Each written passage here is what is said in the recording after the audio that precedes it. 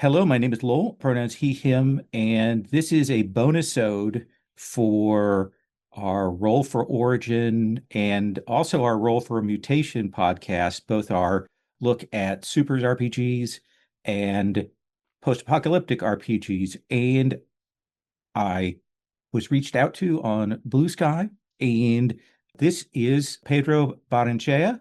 Hello. And from Paradigm Concepts, the lead designer on Rotted Capes second edition, and one of the original designers on Rotted Capes first edition. Thank you for coming and chatting with us. Hey, how you doing, man? Thank you for Good. having me. So I want to kind of first talk about your experience as a role player. I have the sense that you come out of the Florida RPG community for a long time. Is that where you grew up playing, or? Yeah. When I was a kid, I suffered from dyslexia and ADHD, and I had a hard time reading. And my teacher kept introducing me to different kinds of books, trying to get me to read. This is back in the fourth grade, and she finally introduced me to The Hobbit. Mhm.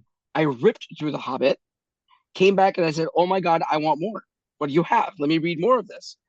Well, one of the kids in the room overheard that, invited me to join their D&D club, their little D&D friends, and I started playing D&D. And that was like in 77, and I've been RPGing ever since. And it's the one thing that helped me start reading Mhm. and getting over my dyslexia. Because like now I don't even notice it anymore.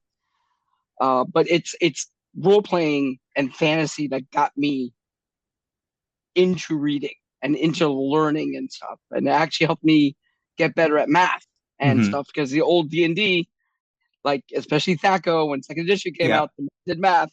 So yeah, it literally changed my life. I made lifelong friends, lots of friends. Got into the industry with 3.0. Mhm. Paradigm Concepts was just forming. They were going to do a pulp game, but the big D20 craze was starting to happen, and they knew that I was a playtester for third edition. So they asked me if I would be willing to come on as their mechanics guy. Because the main team consists of three people right now. It's me, Jimmy, and Henry. Henry's the story guy. He's a great storyteller. That's Henry Lopez. Yes, Okay. he's an amazing storyteller, but he's not really sharp on rules, like rule design and stuff. So they brought me in to be the stat monkey. That's my nickname, stat monkey, Mhm. because I could spit out, yeah, that's a 32.3333333% chance of success. So that's how I started. Yeah, ever since then it's been nonstop. The Arcanist line has been going for over 20 years now. Mhm. The Living campaign is still going. Yeah, I saw that you're still regularly Yep. releasing things. Yeah. What I understand, it is the longest living campaign in history. Oh wow. Yeah. That's No other living campaigns lasted 20 years. wow. Yep. So 80s, 90s, what were you playing then? Were you playing D&D, or were you moving around in Okay, other so I was things? playing D&D, Vampire the Masquerade, Of course. Shadowrun. Hmm. I played a lot of Shadowrun. Was that pretty big in the Florida scene? The Shadowrun down here got really big. Okay. It's funny because a lot of people played Shadowrun as if it was Miami Vice, Okay. and it was awesome. It was awesome the way my friend would describe like the ogres dressed in like the Miami Vice suits, like standing in front of a club. It was actually really freaking cool. The way he said that Miami was, that they went out of the way to keep the Miami retro. So it was still the old buildings, but you walked inside, it was all modern. It was really cool. It was really fun. I played Mech Warrior for a while. Okay. My friend did a really cool campaign in the Dragonis Combine. I mean, really good political campaign. I think we stepped into our mechs once, maybe Okay. twice. The rest of it was political intrigue, a lot of like special forces operation type stuff, but it was all like political and corporate intrigue. Hmm. and it barely dealt with the other houses. It was all internal. It was really, really cool. Yeah, what did you play superheroes? Was it Oh my Champions, God. DC Oh my Heroes? God. What The was super the supers? Yeah, thank you. Face Rip, Okay. the Marvel's Face Rip. Yeah. The funny thing is I was playing the Marvel Face Rip regularly till the new game came out. Hmm. And then we all switched to the new game because we liked it so much. But we played Face Rip for like 15 years. Oh yeah.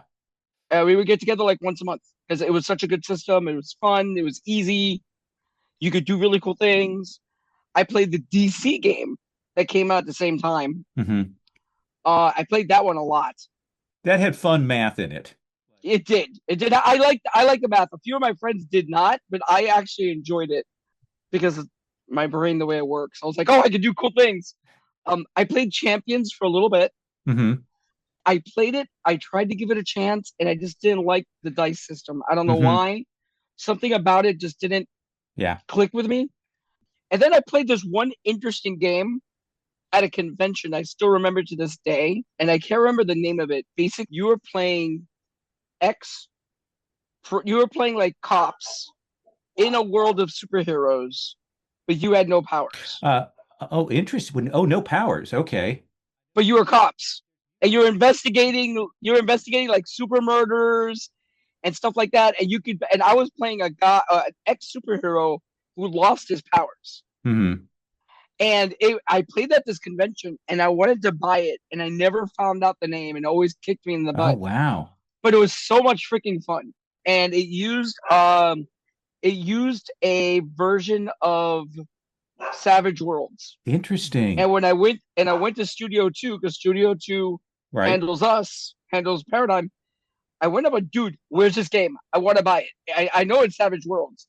He's like, what game are you talking about? And I'm like, we went looked at all the Savage Worlds and it wasn't there.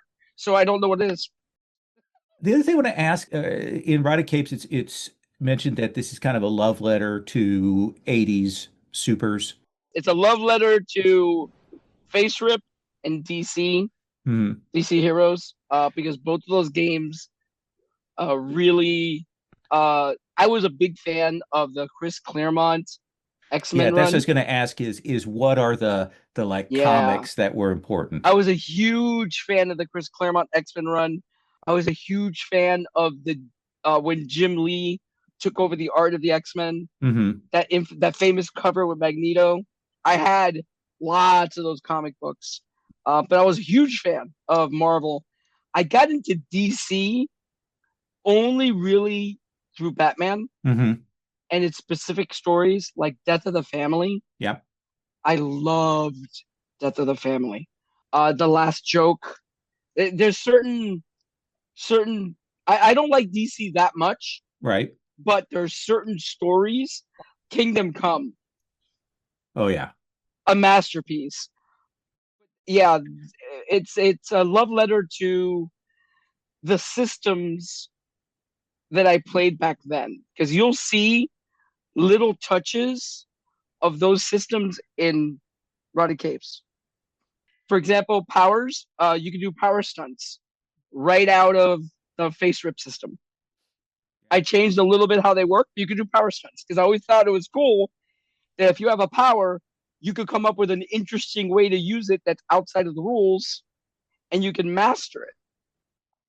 So I always liked that about that system. I always liked how DC had a unified chart for everybody's powers and everybody's strength, and it was all one. If you had 20 strength and 20 telekinesis, it did the same thing as far Hmm. as strength. So that is also in Rider Capes. Every powers and ability scores all have a score, and the scores work exactly the same. So if you have 30 telekinesis and 30 strength, you could pick up the same thing. If you have eye blasts, let's say that you wanted to do a Cyclops like character, and you have like Force Blast, you have a Force Blast of 15, it does just as much damage as somebody with claws of 15. It follows one chart, and I always Hmm. like that because of the simplicity of it. So yeah, if you play the old systems and you read my system, you'll see little nods to it. Nods, yeah. Yeah. Now it still has a few more modern takes. Like recently, I played a few games that really changed the way I looked at writing games. Hmm. I mean, they really changed the way I looked at writing games. One of the games I'm going to give big props to is Daggerheart. Okay, yeah. I looked at Daggerheart. I haven't played. Well, I did play it. I played it at Origins. I got to sit down at a table and play it. It changed the way I looked at some things. I originally, in the original version of second edition, had a really big skill system. I got rid of it. Hmm. Now we have something called skill sets. You describe your character's skill set. During any scene, you could say to the GM, hey, wait a minute. I'm an ex-military operative. I have my head on a swivel. I want to use my skill with my intelligence, start looking around, and see if I can see if we're walking into is an obvious space for an ambush. Okay, well, you roll your d20, you add your rank modifier and your wisdom modifier. Done. That's your skill set. You could describe to me what you want to do. You could have skill sets like billionaire playboy philanthropist. You're not a billionaire anymore, but you still know how to talk to people and you still know how to get things done. One of my playtesters, he was playing a demigod, and he came up with the coolest freaking skill set. I've seen empires rise and fall. I was like, what? He goes, yeah, that's my skill set, bro. I've been alive for like 1,000 years. I've seen empires rise and fall. So when it came to history, he's like, I lived it. Hold on. And he had a bunch of little like useful things. He's like, yeah, bro, I've been around how long? Yeah, I know how to do this kind of. I'm like, yeah, go ahead. You get on it. So let me ask you this. So we've got that early 2000s D20 boom, and then we have Yes. the bust, what, about Yep. 2007, 2008. Yep. And how did this come around? And like the Kickstarter for this is in 2012, so this is still pretty early days Yeah. of Yeah. Kickstarter. Can you talk about that? And then I'm going to have Yeah. you give us the pitch for Rotted Capes.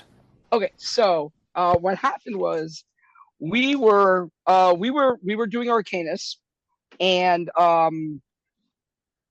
we had just found out about fourth edition. We didn't like what we saw in fourth edition. We decided that we were going to do our own system. Hmm. And commonly every year, me, Henry, Jimmy, and at that time Nelson was still with us, and Eric was still with us. We would get together at Fuddruckers, and we would have a family, a company lunch and Hmm. or dinner, and we would talk ideas and talk shit for the rest of the year. We'd do that every year. And I don't remember exactly how the idea of Rotted Capes came up. One of us said we should do a superhero game, and the other one said we should do a superhero zombie game. And we all went, "Oh my god, yes!" And that's how it started. That's exactly what happened. We had just finished the Arcanus game system, so I grabbed the Arcanus game system because the Arcanus game system actually won Game of the Year at Origins. Hmm. And I decided that I would grab that system because at that point I was already the lead rules developer for the company. I was running all, designing most of the rules. So I grabbed it and I started modifying it for Rotted Capes. And that's pretty much how Rotted Capes happened. It was just over dinner, the idea of zombie and superheroes came up, and it just sounded great. It sounded like fun, and it was also a, a product at the time. Oh yeah, Let's see. Walking Dead was huge. right. Marvel was destroying the box office. It was just like it just made sense at the Yeah. time.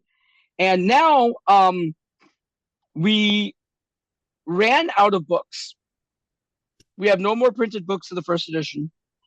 And I told Henry that I had a great idea for the second edition.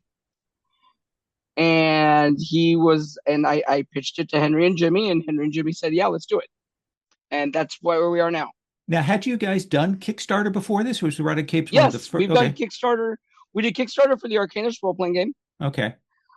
We did Kickstarter. We've done Kickstarter for Arcanus a lot. Okay. Like everything that So, we've done. yeah. So when you Yeah. came in to do that Rotted Capes Kickstarter, you'd already had a little bit of Yeah, we experience. did the Arcanist Kickstarter Okay. already. All Yeah, right. yeah, yeah, yeah, yeah. It's So we it's had just some interesting to experience. see how that has developed as an avenue since then, and the people who kind of really like you trailblazed for Yeah, RPG companies. our Kickstarter in a way replaced Dragon Magazine. Hmm. Because before, if you wanted to put a game out, you would buy an ad in Dragon Magazine. I still remember when we did the first Arcanist book, the Arcanist Codex, we had to. There was no choice. You had to buy a full page ad. If you want your game to get out there, you would buy a full page ad in Dragon Magazine. Now, Kickstarter has kind of replaced Dragon Magazine Hmm. because a lot of people check Kickstarter for brand new games. I know I do. I go on there every once in a blue moon and I type in DTRPG and I press enter on search and I see what comes up. And I'm like, ooh, that looks good. That looks good. I have a vast library of games I have never played. Yes. Hold on a second. I have literally. It's funny. My wife has my wife. I do this joke with my wife. You remember the guy from Thor 2? Gaze upon my stuff. Yes. I do the gaze upon the games I have never played. But I like reading game systems. Yeah. I love reading game systems. I'll read a good game system cover to cover, especially if it's an IP I love. Hmm. For example, Avatar: The Last Airbender. I went all in on the Kickstarter. I have the special edition. I'm all because I love that show. I think it is a masterclass in character development. Yeah. Yeah. So I if it's an IP I really like, I'll buy it and I'll read it and I'll put it away and it becomes a shelf trophy. So let's talk Rotted Capes Yes. for Eddie. I'm guessing that a number of people who are listening to this know what it is, but like let's assume they don't. What is the Rotted Capes pitch? Well, Riot Capes is not quite what you would expect it to be because you're not playing the really powerful superheroes. You're playing B-listers. Before Z-Day, you had the internet kind of like ranked heroes' powers, and it was kind of like and then in the military and the story I have, the military kind of adopted that nomenclature. So you have B-listers and A-listers, and then you have a bunch of power levels between them, and then you have ultra level heroes. B-listers are sidekicks or low-powered heroes, and you're all that's left because all the high-powered heroes went in to go save people from the zombie apocalypse and failed and got Z'd. Unfortunately, some of them, those who were superhuman or demigods that got bitten, became super zombies with all their memories, all their powers, all their abilities, and the hunger of the dead. If they were good, the interesting thing if they were like really, really, really good and really, really, really moral, they became the most depraved. So you can't go, oh, he's a good guy. No, he's going to eat you. The only thing that keeps people alive is the fact that these super zombies are very territorial. They go to the territory, they pretty much stay there. So there are a few that move around, and sometimes if they consider your enclave too much of a threat, they might move against you. But normally, if they're over there, they stay there, you stay out of it, they leave you alone. The story is split into two parts in the game, really. Hmm. You have your enclave, which is your survivors, the people that you deal with every day. There's a lot of stories that could go on there that are more personal. And then you have what happens outside the enclave because you're going to have to go outside to get supplies, or maybe you get a radio message, or maybe you see smoke in the distance, or there's a lot of things that might pull you out. And once you're out in the open, it becomes a survival superhero game. You can't rely on your powers all too much because there's something in the game called burnout. Use your powers too much, you'll burn out for the entire scene. So there's a balance there. Is that it's not the power fantasy run around, punch zombies forever, take out 5,000 of them. No, it's a little dirtier than that. You could get up to A-lister power level or beyond if your editor-in-chief is what we call the game master, allows you to, because he gets to put a cap on the adventure. He says, you know what, guys? You guys are going to get the A-lister, and that's where we're going to stop. You guys never get more powerful. Because when you create a hero, you could offer up a power cap to the GM, or they could say, this is everybody's power cap. You could say, dude, I am never going to be more powerful than an A-lister. Or I'm never going to be more powerful than a high-level B-lister. You could go that way. That's pretty much the pitch. The pitch is it's a superhero zombie survival game with a dramatic element of the Enclave and the people in the Enclave, where you're fighting for survival every day in a world that's completely fallen apart. It's like, what kind of hero are you going to be when the world is falling apart?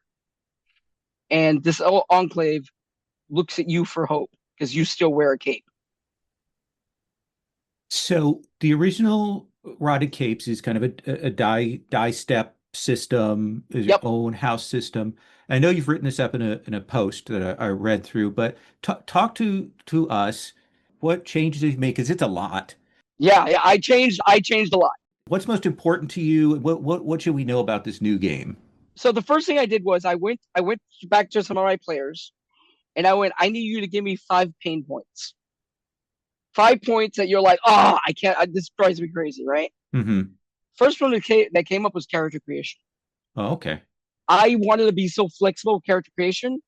I made it too complex. So I redesigned character creation.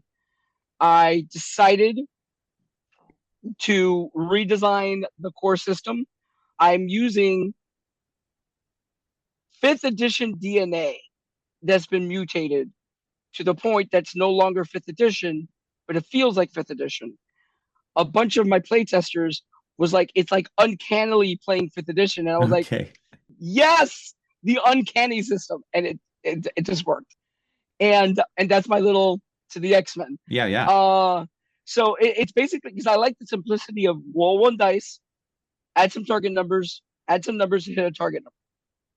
I like that. It's just simple. Little kids could pick it up really quick. New role players pick it up really quick. And it's a system that is ingrained in the gaming community. Right. Everybody's played D&D. Everybody's played D20 games. It's easy. Now, when I started to change things, like I kept the ability scores of 5th edition, but after that, like pretty much nothing is 5th edition. Instead of hit points, I have stamina and wounds. You get your stamina back really fast. At the end of every scene, you get your stamina back. You don't get wounds back. Wounds suck. You only get 3 of them, and they take a while to heal. Like if you get one in the middle of an issue, is what we call adventures, chances are you're not going to recover that wound until the issues are over. Rotted Capes is a lot deadlier than 5th edition because of that. And then instead of hitting armor class, you have 3 defenses. And I brought that over from 1st edition Rotted Capes because I really liked it. You have your avoidance, your willpower, and your fortitude. So when you attack somebody with a power, you're attacking one of those 3, or an ability or whatever. You're attacking one of those 3.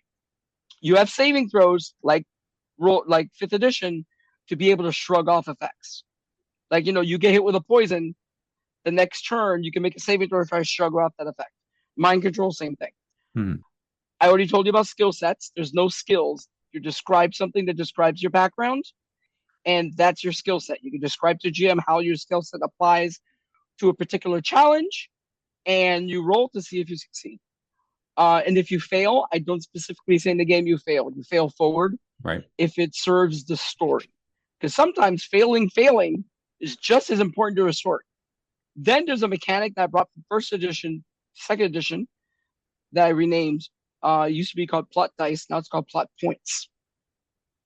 Plot points are tokens that you could spend to do some cool stuff. You could re-roll dice, re-roll damage, give it to a friend to re-roll, or you could rewrite the scene.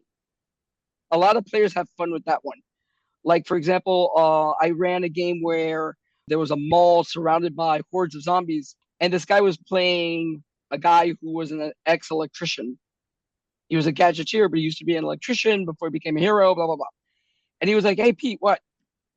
I've worked on this mall. He gives me a coin. He goes, there's an access tunnel that FPL installed on the north side that runs from the farther side of the parking lot right into the electrical room inside. And I was like, huh. And he goes, there's no power in there. So what? What are you going to get electrocuted by? It's safe. So I was like, that's ingenious. Give me that coin. Rewriting the scene. I love rewriting the scene. The people come up with really creative things like, you know what, Pete, what? I went to this high school. This is my alma mater. I know this school. Okay, give me your coin. And they're cool because you start creating your character's background, like little things like what school he went to and stuff like that. It's awesome. And it creates a lot of fun at the table because of the ways you get plot points. If you play into one of your personal flaws, which you get to pick them during character creation, to your detriment, you get a plot point. So, for example, last night I was playing with the kids, and my daughter decided she plays a speedster with the lone wolf and impatient flaws. So she decided that she was just going to go headlong into the horde of zombies at full speed. And I'm like, what? And she goes, I'm impatient and a lone wolf, Dad. I'm not waiting for these guys. They're too slow. And I was like, okay, here's your plot point. Good luck. Another way you could get them is every character you create has a tagline. Okay. If you use the tagline at a cool moment, you could get it. You could get a plot point. Like one of them is that all you got? And he was in the middle of a horde of like 6 zombies. They all attacked him and they all missed him. And he grabbed one and threw it. He goes, is that all you got? And I was like, okay, that's good. Here. The taglines are cool because people really get into them. They'll work to create a cool moment where they could use that tagline. That's a lot of fun in the game. Another thing you could do in the game, and it requires that either the players already know each other or they write notes. Like at gaming conventions, I tell everybody to write notes on everybody else's flaws. You could activate somebody else's flaw. You could say, no, Pete. You have PTSD. When that horde of zombies is coming down the hall, you're going to freeze. Player could say, no, I don't want to do that. Or they could say, that's a good idea. I'll take that plot point. And they can take the plot point. It's cool because your other players will remind you of your flaws. Because sometimes you're in the game and you don't remember everything your character could do and you'll forget. It happens. And it creates some cool moments because like I remember one of the games I ran last year at Gen Con. Not last year, year before Gen Con, I was running one of the play tests. And this one guy, Powerhouse, who's like a big, strong guy, told somebody else who had PTSD that they were going to freeze up. And she goes, I collapse into fetal position on the floor. I just collapse. She like went into it. And he stood over her and was like, "Gah, I have you. Take it." And she was, I forgot the line he said. We said this awesome speech. And I was like, bro, here's a plot point. That was just too good. So again, if you do something that's really cool, you get a plot point too. So plot points are like the currency of the game to create cool moments. Now, when you spend plot points, the GM gets them.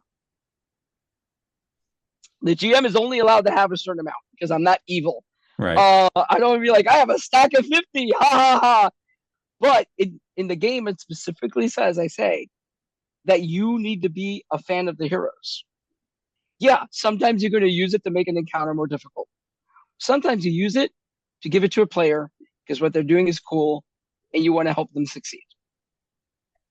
Right? Like guy, like last night, again, I was playing with the littles, my little nephews and nieces. I'm their GM and I run them through different games and they're really fun to play with. And my niece had a really, really freaking cool idea, but it was kind of out of the box. Mm-hmm. She can't do it yet. She doesn't have a power stunt. She wanted to teleport, grab a zombie, teleport to the top of a building, let it go, teleport back down as one action. And I went, okay, that's a power stunt. I described it. What do you want to call it? And she goes, oopsie daisy. Nice. And I was like, okay, fine. Roll. You need to hit this target number. It's the first time you've ever tried it. Blah, blah, blah, blah. She rolled and she got 19. She needed a 20. And I was like, you know what? Here, try it again. And she was like, what? And I'm like, I'm allowed to give you these. And she's like, okay. And she got a 20 and she used it. So, it's there. You're also there to make the game more fun. It's something GMs are always able to do. You're always able to say, you know what? I'm going to give you a reroll. But there's something about using your tokens to do it that adds something to it. Mm-hmm. I use poker chips. Yeah. And something about giving people and people having them and spending them. And when you use one of yours to help them, it's like, oh, you're on my side, even though you're the GM and blah, blah, blah, blah. You see what I mean? That's another cool thing about plot points. Powers stayed the same as Erotic Capes. One, except I rewrote a lot of them to make them clearer. Mm-hmm. Every power has burnout values and stuff like that, and they have a score that's the same as your ability score. And your score dictates your range, your damage, how much you can lift with that power, everything. But you're not limited to those powers. Every power has, not every power, most powers, have a list of power stunts that I suggest. You can always come up with new power stunts. And then something else called emulated powers, which are powers that you could copy at a lower rank. Mm-hmm. For example, I always liked the fact that in the old face rip system, Storm, with her winds, technically had telekinesis because she could use her winds to move objects.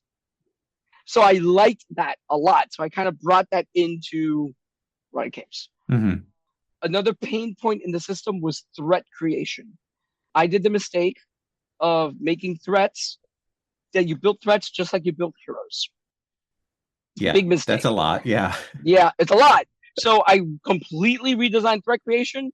It literally takes 6 minutes to make a threat, maybe 5 minutes. If you really know it and you can spit it on top of your head, I've been able to do them in a minute now, maybe 2. It's a table. You know the level of your threat. It gives you some basic parameters. And after that, it is your creative input on how the powers work. You can write them down. Here's what it does. Da, da, da, da, da.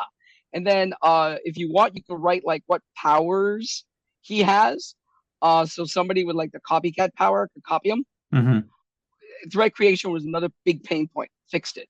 We used to use a clock for initiative, and I liked it a lot.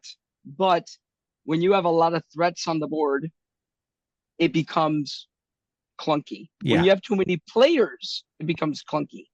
If you have a table of 4 players, it works great. But when you have a table of 6, it got slow. So I went to the 5th edition, the classic initiative. Roll initiative, go from there. I like the rolling for initiative because I like the unpredictability of it. Mm-hmm. The last game, everybody laughing their butts off because for the first time in history, the speedster went last. Dead last. So I like the randomness of initiative because it can create some interesting moments. I noticed that when you don't have initiative, kind of fall into the same strategies all the time. Mm-hmm. Well, I know you're going to do this, so I'm going to do that, and you're going to do this. But when you have randomness thrown in, that doesn't come into play much because you don't know who's going to go next. One of the characters has one of the things in the game is maneuvers, right? Different maneuvers. One of the maneuvers is team attack. And if you both team attack, you could combine your damage together when you hit a target. It's kind of like the Batman and Robin, when like Robin will kick low and then Batman comes over top and punches. I always love those scenes. So I kind of like trying to show that in the game. Oh, actually, there's a few nods to some zombie movies in there also. So like when you read the maneuvers, there's one called Double Tap from Zombieland. I actually have a quote somewhere in the book about cardio. That they're not just Zombieland. If you read it and you're a zombie fan, you're gonna be like, oh, you're gonna see them in there. So the system, I like went through all these and I tried to fix all these little pain points that the original players had to make the game smoother. And the game moves much quicker, much smoother now. The old system, even though I tried to make it deadly, it wasn't that deadly. The new system is, there's two ways to get wounds. If somebody rolls a critical on you, so there's always a 5% chance of getting a wound. Straight out. There's a 5% chance.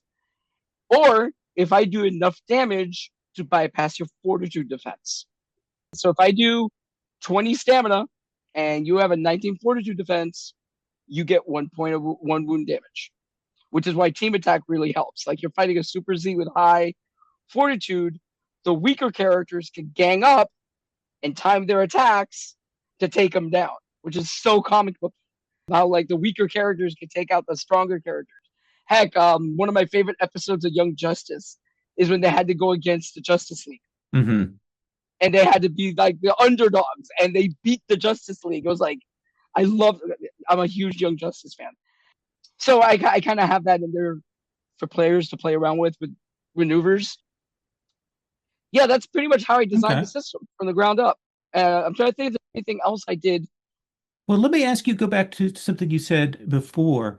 You talked about before you had, here's a big bunch of points, build your character, and that is always a real challenge to people. Tell us what you did to make character creation more accessible this time. Everything is siloed. Okay. You pick your archetype. Your archetype is how you got your powers, right? You could be is how your powers manifested. You could be a highly trained hero. You could be a demigod. You could be an alien. You could be a cyborg, an android.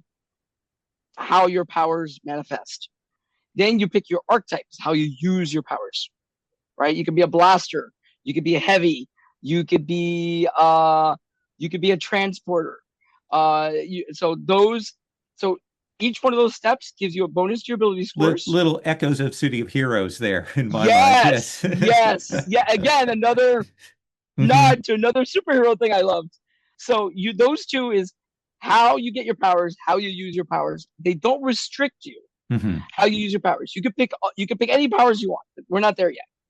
Then you pick your ability scores. There's two ways to pick your ability scores. There's array and there's point buy. Depends how detailed you want to get. You want to do array, you can do array. Point buy, you do point buy. Done. Same ability scores as D&D. The classic 6. Then you go to powers. Powers work the same way as ability scores, except I added one more thing. You have arrays. An array if you want 2 powers, 3 powers, 4 powers, or 5 powers. Point buy, or add something called power sets, which you can just pick a power set. Each archetype has a power set tied to that archetype. So if you pick a power set, you get your powers at these ranks, and you're done. Next step. You can be as detailed as you want, or as hands off as you want. When you pick your powers, you can pick advantages and flaws and perks that go to each power that could raise or lower its rank, but modify how the power works. So, for example, you could pick a removable item. So, like your blaster rifle can be lost, and if you lose it, lose that power. You could pick independent power source. It has its own burnout value. You could pick penetrating. You could ignore a little bit of damage resistance. You could blast through it. So you could modify how the powers work with flaws and perks. Then the next step is you get to write up a skill set and pick a feat. And then also you get to either write up another skill set or pick a feat. Oh, interesting. So you could have 2 feats, 1 skill set, 2 skill sets, 1 feat. If you're a highly trained hero, you get another choice of either skill set or a feat, because that's your main thing, it's your skills. And then you have the gear section, which you get to pick a survival pack, a go bag. You get to pick a go bag, and then you get to pick. You have a few points to pick. You get your go bag comes with a melee weapon of your choice, a ranged weapon of your choice, And then you have a few little points to buy stuff with appropriation points. If you have certain feats, like I've done all right for myself, Mm-hmm. you get bonus points because you're really good at scavenging and stuff. You know, you've gotten more stuff. And that's it. You're done. Oh no, and then at the end, sorry. Then after that, you get to pick a weakness if you want. For example, kryptonite. Mm-hmm. Or something like that. There's a thing on how to make a weakness, and you get either a bonus feat, a bonus skill set, or you get a bonus to your powers. Okay. All of them. Like I get +2 to all my powers. Bam.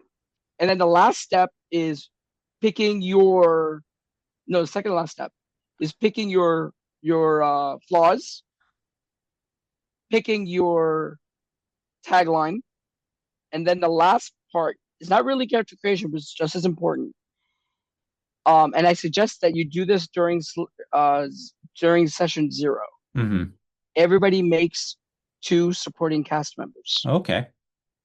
So you make survivors that are personally connected to your character. Maybe you save them. Maybe they're family. It's up to you on why. So this feels like a good jumping off point to talk about something that you expanded, really built in this new enclave system Yeah. and that sort of survival. And there was a little bit of that in the original, but to talk about what you're doing with this new edition for that. Well, in the other one, it was really just, oh yeah, this exists Yeah. and it's there, right? In the new one, there's a type of action you could take called an enclave interlude, which happens in between issues. You use that to invest in your enclave. Your enclave has 3 ability scores, which are hidden from the players. Hmm. They deteriorate over time because if not kept up, enclaves fall apart, either from political infighting or from threats from the outside or other things like not enough food. So if the heroes don't work in between adventures to maintain the enclave, things start to fall apart, but they don't know why because it's up to the editor to show you in the story. Like people that never fought, like argued, start arguing over stuff. Now, things that usually everybody would agree on, they don't. That means that your morale is down or something. That's a little thing there. Another thing that the heroes could do is they can invest in the enclave by creating workshops. The way you create a workshop is that the player comes up with something they call a shopping list. It's what I think I need to do as the player to build a good mechanic shop. Because my guy is an ex-mechanic and I'm the one that has to fix our damn cars. We need to start getting stuff over here. Or you have a wizard character. You can play a magician. You can play a spellcaster. He wants to set up his little sanctum, but there's certain things he needs. So you create the shopping list and you give it to the editor-in-chief. The editor-in-chief gets a shopping list, and then he creates what I call a blueprint. The blueprint is the shopping list plus a few things you may not have expected. Mm-hmm. And that becomes a subplot, or it could become the main plot for an issue. Like all the players get together and go, we're finally going to help get this damn thing put together. Like we need a medical facility. We need something. And they'll go out and maybe go to a hospital and go here and go there to gather these things that they need. And that becomes part of the story. Now you could run it as a subplot where in between during issues, they make a stop at the hospital. They do this, they do that, or you can make it part of the story. So you invest time into the enclave, and that starts to give you, one, a safe place to sleep. 2, the workshops actually give you bonuses to things. Like, for example, if you have a med bay, somebody recovering from wounds has a better chance to recover. Because wounds are dangerous. If you roll really bad, your condition worsens. Hmm. When you get a wound from a zombie, you could get infected. So a medical facility starts to tilt things better in your favor, because the zombie virus is really, really, really bad. It has the more powers you have, the worse it is for you. Oh, wow. Okay. Yeah, which is why all the A-listers got Z'd. The more powerful you are, the quicker it affects you. So like doing a med bay, really important. If you're a tech hero, you're going to want to build a workshop, because that's how you explain how your powers are getting better, or that's how you explain how you're getting a new power, because you worked on a brand new repulsor ray or whatever. The Enclave is now really a part of the game. Before it was just, oh yeah, that's our base of operations, a few NPCs. But now, like, I really push home in the game that it is an important part of the game, and that there's two sides to the game. It's a coin. You have two sides, and they're both important. Heck, you could probably do an entire game where you don't leave the Enclave, where it's all about the political stuff, especially a big Enclave. Small Enclaves, probably not. But if you have an Enclave, like, there's an adventure I wrote, which I'm going to rewrite for the new edition. I've only run it at conventions. It's called Lab Rats. Basically, you wake up in a military facility, and you save the military facility. And at the end, that's your Enclave. Well, that's a big Enclave. That's an Enclave of like 50 survivors, 100 survivors. That you could have some political intrigue, because you could have cliques, and they start arguing against each other, and they want resources, and you could do a lot there. You could do a lot of good stories in the Enclave, and I really wanted to push that home in the new edition. I wanted it to be not just punching the zombies, but I wanted it to be a little bit of drama about the players. The adventure that I have in the fast play rules, One Bad Day, has an emotional punch at the end. You go through it thinking it's just a punch the zombies adventure, and then at the end, it's not. But that's the thing about a lot of people don't see zombies for what they are. Zombies are an analog for any natural disaster. They're an analog for something horrible that happens that forces people to work together in a survival situation. And they're easy because you could just drop them in and they could do a lot. Now, we upped the ante with super zombies and weird zombies. We have weird stuff too. We have something called abominations, which are what happens when somebody gets bitten and they have a recessive alpha gene. They turn into a monster. We have weird zombies. Like, we have a zombie called a phase zombie that some mad scientist thought that he would phase a bunch of zombies into altered dimension, and he screwed up, and he gave him the ability to phase through walls. So we have weird stuff also. There's a story that we've never told in the game that we're going to tell. France, it's an interesting story. The survivors are living in the catacombs. They found out that vampires were real. The vampires went, we have a deal with you. You feed us, and we kill zombies. So there's an entire enclave in France living in the catacombs being protected by vampires. That's great.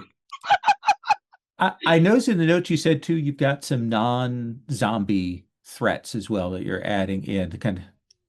We have technology threats. We have animals. You have to deal with animals now. Actually, interesting thing, animals. There's a story in the book about, it's one of my favorite characters I created in first edition. I brought him in the second. His name is Silver Kong. He is a silverback that in Metro Zoo here in Miami got bit by a zombie and had a recessive alpha gene and turned into a 15-foot tall, deformed silverback. But he's still a silverback and protects his pod. So he has taken over Metro Zoo and he protects the animals in it. And he talks with sign language because they taught him that. So the heroes in my game, I've already talked to him like 3 times. And he said, like, just stay out of the zoo. My home, not your home. That's a really cool character. And you could do an abomination. It's not necessarily a villain. There's another abomination I have that, because of magic, I kind of nod to Cthulhu type stuff in the game a little bit. It's a giant carnivorous plant that appeared right before Z-Day. and the heroes didn't have a chance to put it down. Mm. And it literally burrows through the earth and eats people. And it's a giant carnivorous plant. So you could have stuff like that. One of the things we're going to do in the future, we're going to do a few expansion books, one for each origin. And each origin is going to have 3 adventures, is what we're shooting for right now in it, that kind of play into the threat that origin would entail. Mm-hmm. So, for example, for the android, it's going to be kind of an Age of Ultron story. It's going to be some robot goes haywire, starts taking out zombies. Everybody thinks, yay, there's a great idea. And then starts taking out humans and goes, no, there's not a good idea. That's that one. The skill-based hero, another threat you have to deal with is other enclaves. They want your stuff. Some of them aren't moral. Some of them are being ruled by supervillains. We have a supervillain in the game that he rules an enclave with an iron fist. And he would be a threat to your enclave, especially if your enclave has something he wants. Because of magic, you could use abominations. I mentioned it. You could use it for demons, devils, anything like that. The way the threat system is built, you could really build a lot of threats, a lot of things. Abomination opens the door to anything not human. You could build heroes, villains. You could build animals, tech threats. You could do a lot. In the main book, we're going to focus mostly on the weird zombies. We have 2 abominations, the Butcher of Paradigm City and Silver Kong. Then we have a bunch of supervillains, a bunch of heroes, a bunch of some villains.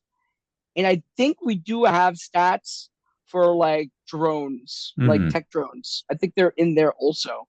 But yeah, the way the system is, you could build a lot. And so you could come up with some interesting thing, because just the fact that you have demigods opens the doors to some weird stuff.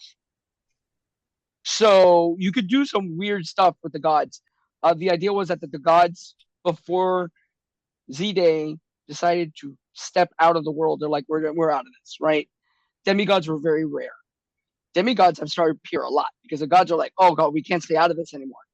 So that's one thing there. But it opens a lot to the hero, to the GM, because the GM could do some weird stuff. Fandible ran a long-running first edition Roddy Capes campaign. Mm-hmm. And they did some weird stuff that was great. Like they had some alien who had like a motorcycle that would change into his body, and it's some really cool stuff. The system allows you to create cool stuff like that. I didn't want to handcuff you and say, no, that doesn't exist here. If you want to make it exist and it exists in the story, it's fine. Come on, comic books throws in some of the weirdest stuff sometimes. I can hear the enthusiasm in your voice. I really appreciate that. So where is this new edition at? Like, what's the timeline? And we're going to use Backerkit this time. Yeah, Backerkit approached us, and oh, they good. do a lot more. They do a lot more advertising for creators than Kickstarter. Okay. So it looks like we are going to Backerkit. Okay. Do you have a timeline for where? Yeah, well, yes. Yeah, we do have a timeline. Our goal was October 1st. Uh-huh. Though I'm not 100% sure we're going to hit that timeline, because we're a really tiny company. Mm-hmm. So our advertising budget is very small. And we haven't gotten a ton of signups to, hey, if you're interested in this project, sign up and we'll announce it to you. We haven't gotten a ton of those. So Backerkit may not even let us launch on Backerkit. Okay. So we might go back to Kickstarter. So we don't know yet. But I've been trying to get more advertising out for the game now. It sucks. I can't use my personal account. In 2021, my Meta account was hacked. Mm-hmm. And we traced the IP, it was in China, put up like 6 ads. And Meta said, okay, you're not allowed to do ads anymore. And trying to get a hold of anyone at Meta is impossible. So I haven't been able to do any advertising, and I'm the one that has the Paradigm Concepts account. Oof, that is a pain. Yes.